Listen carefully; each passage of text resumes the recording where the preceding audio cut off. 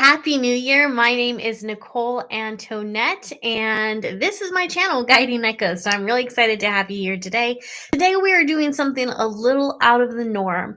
Usually, I talk about psychic things and mediumship here on this channel, but today I wanted to take a moment to talk about goals versus intentions. And when we come into the new year, a lot of people have high hopes and expectations and they want to create goals for themselves to improve their lives. And that's all fine and dandy. But what happens when you don't hit your goal? Now, for me, I've always been a goal oriented person. I enjoy having some type of experience to look forward to or some type of goal that I want to achieve. Those things can drive me. But when I don't hit those goals, I can feel very depleted, very frustrated, and honestly just feel like a loser. And so as we came into the year, 2022, I decided that I was going to do something different this year. I decided that I was going to set intentions instead of goals. So let's talk about goals. Let's talk about that a little bit more before we dive into the part about intentions. So, as you know, a goal is something that you want to achieve or experience. So, an experience could be going on a cruise or going to some type of a summit. That would be an experience that you want to have. Something you want to achieve could be that you want to get a promotion at your work, or you want to be self-employed. You would like to have more money in the bank. You want to lose weight. These are the common type of goals that we see every year. And so when we don't hit those goals, of course, they can be frustrating, especially if at the beginning of the year we have a lot of energy towards that, right? We have a lot of hope, we have a lot of faith, we have a lot of belief in ourselves. And sometimes what can happen, or a lot of times what does happen, is life throws us curveballs. And a lot of times those curveballs and challenges don't quite fit into our plans. So if we have this daily to-do list or we have this really rigid schedule that we need to stay on task with in order to achieve that goal, then when something flies in at left field, and this is life, this is earth, something is gonna fly in from left field, can really knock us off of our game. And sometimes we may stay down for a while. So that can be really frustrating. The other problem with goals would be toxic goals. So, what are toxic goals? Well, those are the goals that we really have no chance of accomplishing. And this is a really big problem in self-help circles, in I would even say the new age community, because here's how this works. I'm sure many of you are familiar with the law of attraction, right? Raise your emoji hand if you're watching this live and you're familiar with the law of attraction. Okay, good. A few of you. So, with the law of attraction, we're taught that if we think about something and we put all of our focus into that, then that thing's going to manifest for us. We're taught that if we set the intention and stay focused, then that good thing is going to arrive, right? And I don't think that's wrong, but I don't think that's the whole story. One of the things that we hear in law of attraction circles is that we should be setting big goals, right? Like, why ask for $100 when you can have a million? Why ask to get a promotion if you can own the company? So they tend to think really big. And those are kind of, I would say, over exaggerated beliefs. Thank you very much, Ashley. I very, very much appreciate that. And so want to give Ashley Detloff a shout out. She gave me a $5 tip, and those are always very much appreciated because, of course, those help me to keep the channel going. And yeah, I very much appreciate it. So when we are told that we have to set these big goals, when we're encouraged and inspired to do so, then what happens is we end up setting a goal that someone else set for us instead of setting a goal that feels good for us. And we hear things like go big or go home, or if your dream doesn't scare you, it's not big enough, right? We hear all these things about goal setting. Another one is that if your goals are too small, then you don't believe in yourself. Well, those type of messages bring on a feeling of shame. They make us feel bad about ourselves. And then we're like, oh, okay, well, I do believe in myself and I do believe in the universe and I do believe in law of attraction. All right, I'm going to set a bigger goal. And that goal is out of alignment with who we are and what we really want to accomplish. So right there's already a split. There's already a misalignment. And one of the things that will come up with law of attraction teachers and manifestation coaches is that they'll tell us that if we have a problem attaining this goal or attaining this fulfillment, then there's some type of obstacle or block in our mind. Well, I think we often forget how very powerful our mind is. So even if that obstacle, block, or challenge is only in our mind, it is still a legit obstacle, block, or challenge. And I think that instead of ignoring that and trying to push through it, a lot of times it makes more sense to honor it, pay attention to it, and work through it instead of push through it, and set the goals that actually feel good to us. You don't have to set big goals to impress anyone, and you don't have to set big goals to prove your own worth and value to yourself. You are perfect, precious, and wonderful just the way that you are. And if you have a goal of losing 5 pounds in a year instead of 15 pounds in a year, then hats off to you. That is a heart centered goal. And that's what I would encourage you to go after. And the reason that these goals, these big goals, can be toxic is because if we're honest, a lot of times we just don't have the experience and the knowledge, and sometimes even the willpower to make them happen. I was scrolling through Instagram a couple days ago, and there was this young woman on there. She's probably around 22, 23, and she had a reel out and she was talking about the goals that she was setting for 2021. And I had to laugh because in one of them, she said she wanted to own Meta, which, for those of you who don't know, is Facebook and Instagram. She wanted to own Meta in 2021. And it's like, well, you can own a piece of Meta if you buy a share in Facebook. That's one way to do it. But she was just creating all of these, quite frankly, ridiculous goals for 2021.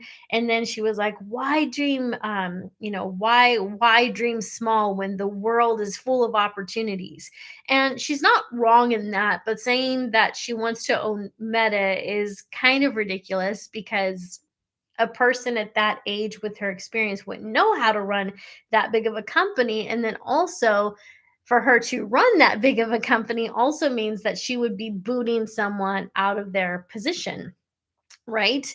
So we want to be mindful of the goals that we're setting for ourselves, because if they are unattainable, or if they are too outside of our comfort zone, and if they are too outside of our own circle of influence, it's probably not going to come to pass. And then we're just going to be really bummed out when we don't meet those goals. So it is okay to keep your goals small and comfortable.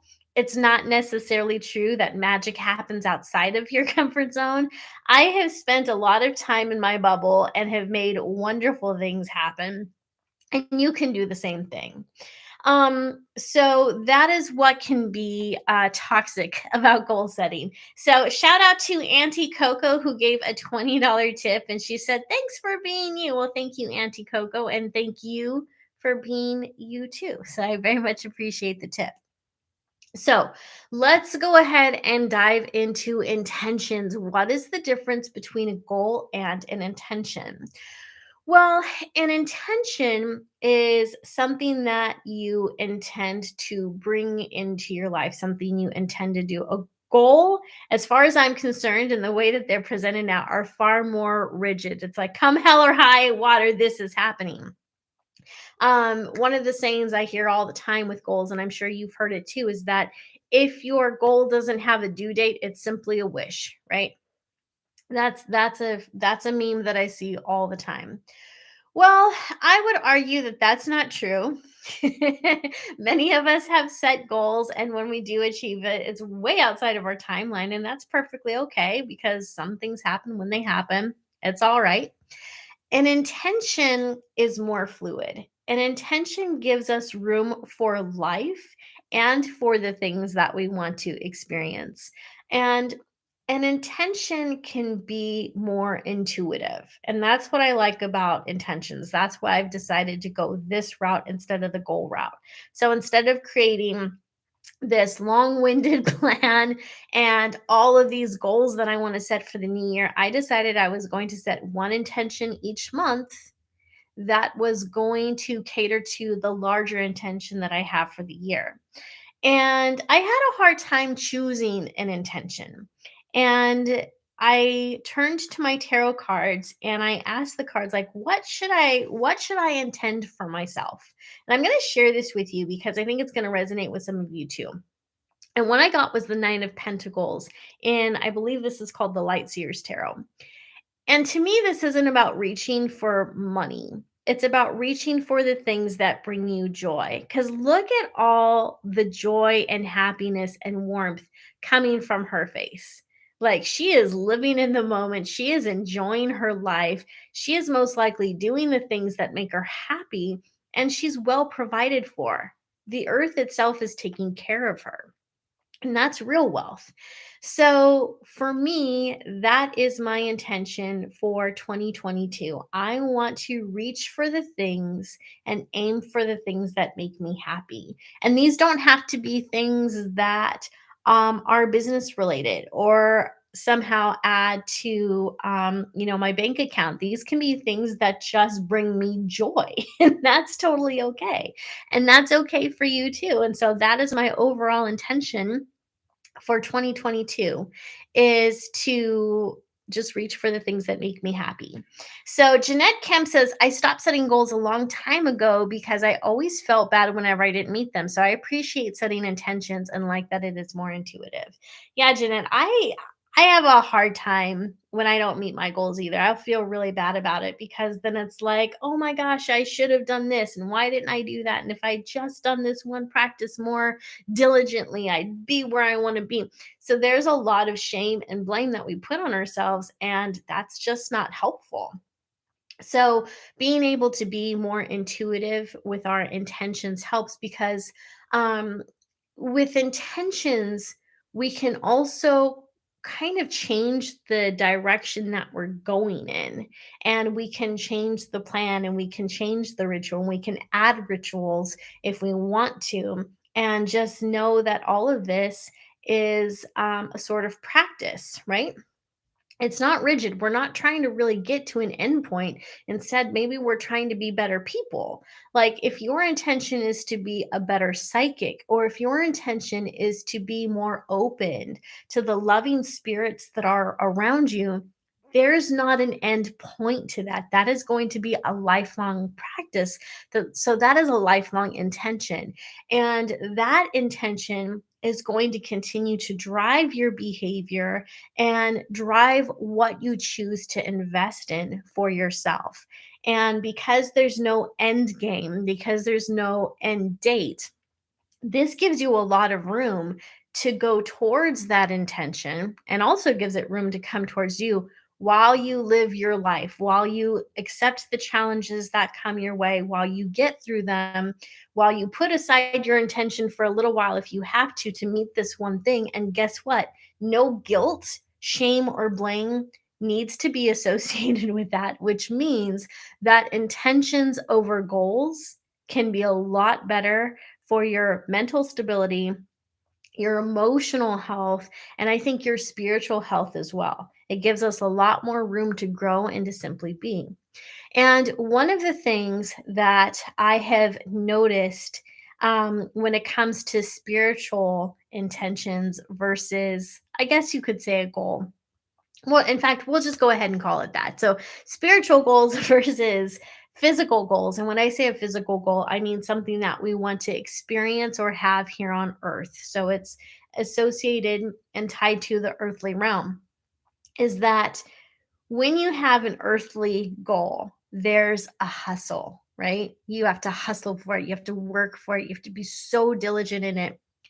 Spiritual goals are so interesting because we can't go after them with the same mindset If you want to attain some type of spiritual awareness or enlightenment, whether it's you want to connect with spirits of deceased loved ones, whether it's you want your clairvoyance to be better, whether it's you want to be very good at prophesying things and seeing into the future and feeling energies around you, the goal isn't to get busier. Or I should say, the method isn't to get busier. The method is to be still and quiet, to sit and be still, to go inward, to close your eyes, to breathe, to open your energy and just see what comes through. A spiritual intention gives you space to allow things to come to you. You have to sit and you have to listen. You have to sit and become more aware and expand your energy and expand who you are and welcome that light in. And it's so different from how we go after other goals, isn't it? So, if there is a new spiritual practice or a psychic, I want to say development, just something that you want to develop in your own psychic practice, avoid the temptation to hustle for it. Because at the end of the day, nearly every psychic development program that you're going to sign up for, even with mine, are going to be about this. They're going to be about staying in the power, which means staying in that vibration of light and sharing whatever it is that you see, feel, or hear. It's going to be about practicing those gifts with other people. And there may be different exercises involved. There may be different methods, but it's almost always going to come down to that. So, spending a lot of time in meditation and in prayer. So, that is one of the aha moments I had recently as I was thinking about goals and intentions and the difference between a spiritual goal and intention. So that said, I do want you to know that I have a free workbook for you. Heidi says, so different, and it kind of goes against what we're conditioned to do. I love this. It absolutely goes against what we're conditioned to do. And that's why it's so fun to talk about this. Tanya Toner says, I set a goal for 30 years and it hasn't happened. It keeps bottoming out every time. Aw, I will set intentions, hopefully, that this will work and would make me happy if it comes true. Tanya, I love that approach. So, I have a free workbook for you guys. This is absolutely free. It doesn't cost you a dime. You can print it out for yourself. You can give copies to your friends. You can forward them the link. I just want people to start using this because I think it's going to be great for them. I think it's going to be great for you. So, this is what I have here. And is this backwards for you guys? It's backwards on my end. It's mirrored. But, anyways, so I have this workbook for you and you can download it. The link is in the description area. So it is a 12-month workbook, and you'll see that it has intentions for this month, and this is where you get to write down your intention. I would suggest that you do only one, but for my A-type personalities out there, I know that's a big ask. I know. So if you have to set more than one, my advice, not that you asked for it, is to max it out at only 3. And also keep in mind that your intentions can carry from month to month. So you can absolutely put down 1 or 3 intentions in January, and you can choose to do those same intentions February, March, April, completely up to you, okay? So you'll write your intentions there. Then you're going to write your supportive declarations. Okay, Nicole, what is a supportive declaration? I've never heard that term before. A supportive declaration is almost like a positive affirmation. But if you've been around positive affirmations for any length of time, you know that there are certain rules in how you are supposed to use them and how you are supposed to craft them. Positive affirmations are not supposed to have negative words like not, can't, won't, never. They are supposed to be formed in purely positive ways. Well, here's what I've decided to do instead, because I'm a little bit of a rebel. Over the last few months, I've been really working on my self talk. And what I have found that works for me is when I can acknowledge something negative, but follow it with a positive. So I might say something to myself like, gosh, This is a very challenging situation and I'm having a tough time with it. But I'm strong, I'm resourceful, and I'll get through this. To me, that's a supportive declaration because I'm stating the problem, I'm being honest with how I feel, I'm giving myself space for those emotions, but then I'm also saying, I can get through this. I'm resilient. I've got these qualities. I can get through this. So to me, that's supportive because, again, it is acknowledging the challenge that I'm going through and why it's difficult for me. But then there's also that statement of faith like, it's okay, though. I'll get through it. It's okay that this is hard. I'm tough and I can handle it. So you will write your supportive declarations on this second line. If you can't come up with one right away, don't worry about it because I promise you this. I promise you that your stinking little mind is going to tell you why you can't attain that intention, why your life is so hard, da da da da da. And when that comes up, when those thoughts come up for you, that is going to be the perfect time for you to create your supportive declaration. That'll be the perfect time for you to say something incredibly kind, compassionate, and loving to yourself. And if it's something that really gives you the warm fuzzies or makes you feel encouraged or makes you feel like things are going to be okay, that is your supportive declaration that you can put right there on that line. Okay.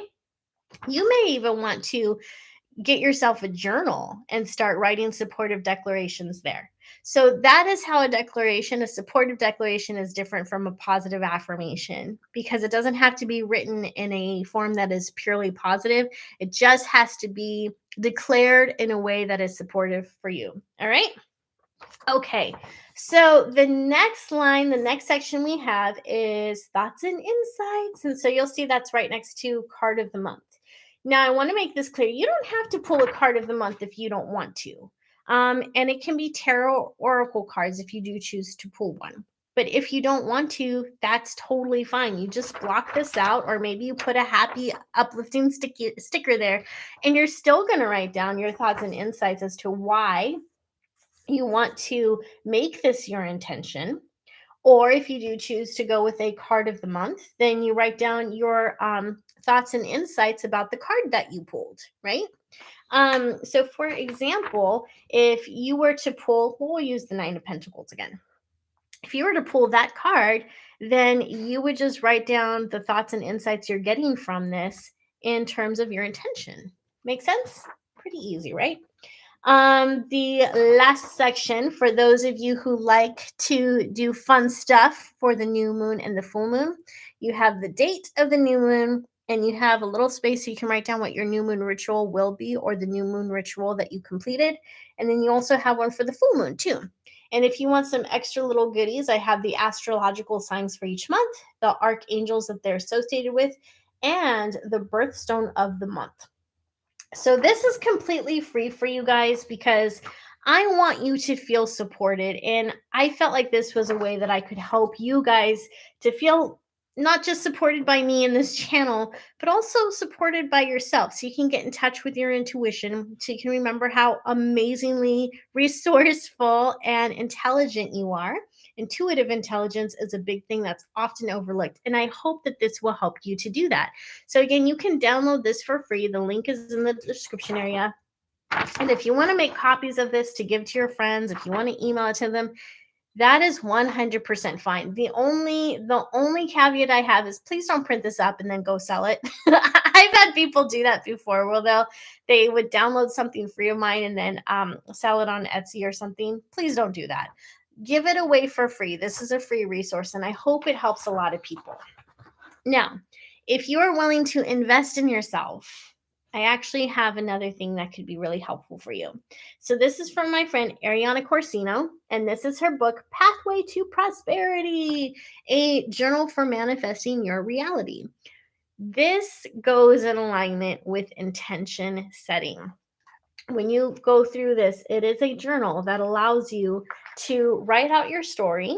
So, for example, right here, She has my story, past, present, future, and then mind mapping. And she'll tell you all about mind mapping in the beginning of this book, how to do it and whatnot.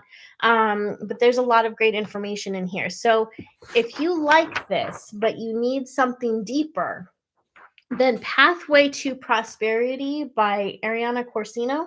She's also the owner of the Realm of Prosperity channel here on YouTube and on Instagram. You can go check it out. This is the resource I would suggest that you get. It's inexpensive, it's easy to use, it'll definitely help. So, all right, my friends, that is it. So I hope that this was helpful for you. I see a lot of you saying thank you so much for doing this. Brenda saying thank you so much. Then saying, I see you are in a different energy. Jeanette, you're awesome, Nicole. Thank you. Well, thank you, Jeanette. Thank you, all of you, for being here today.